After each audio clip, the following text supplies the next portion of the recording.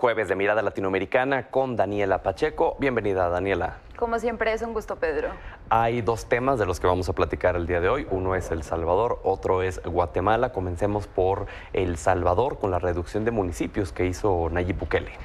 Justamente en este espacio hace algunas semanas hablábamos de los 4 años de gobierno de Nayib Bukele, que digamos lo único que tenía para presumir era la reducción de los homicidios y que presuntamente, como así pasó en ese informe, iba a anunciar 2 medidas importantes. Una fue la reducción de asambleístas, que ya sucedió, y otro, digamos, el cambio del mapa administrativo de El Salvador, que se va a reducir de manera drástica.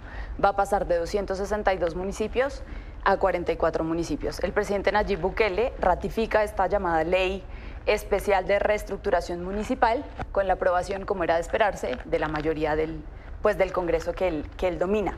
La normativa tiene 13 artículos y va a entrar en vigor a partir del 1 de mayo del próximo año, que es cuando comienza la próxima legislatura, y 3 meses después de que se celebren las elecciones en El Salvador. Ahora, ¿qué va a pasar? Vas a tener 44 alcaldes, 44 síndicos y 372 concejales, es decir, 460 ediles en todo el país.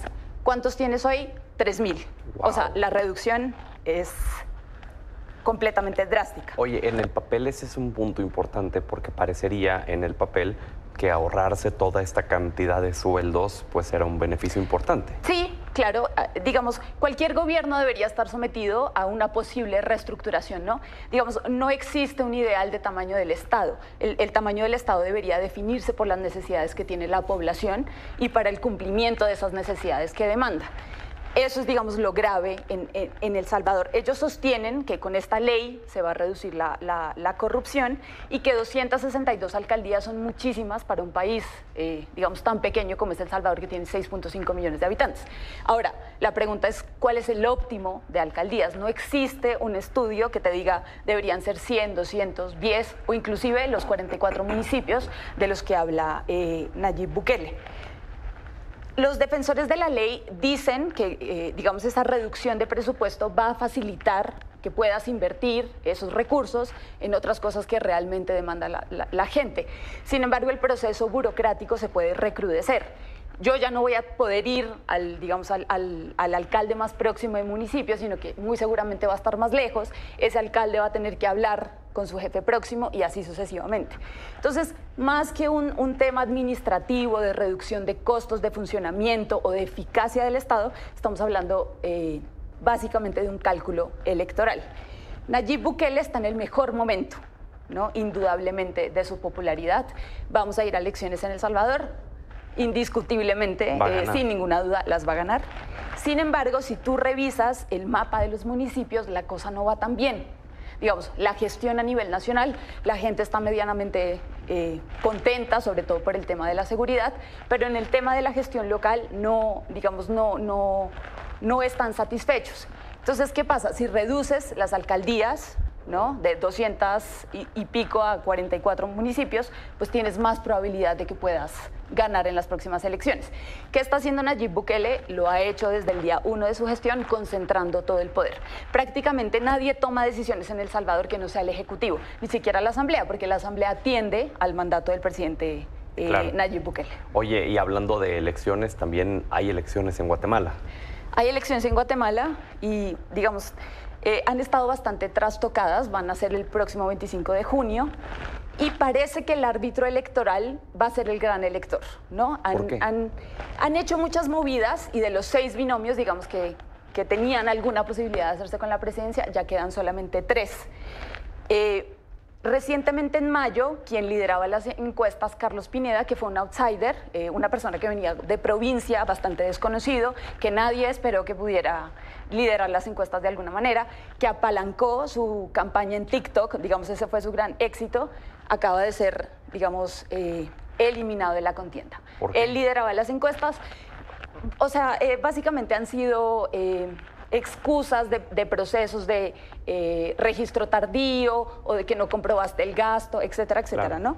Como que ha sido bastante arbitraria la consideración.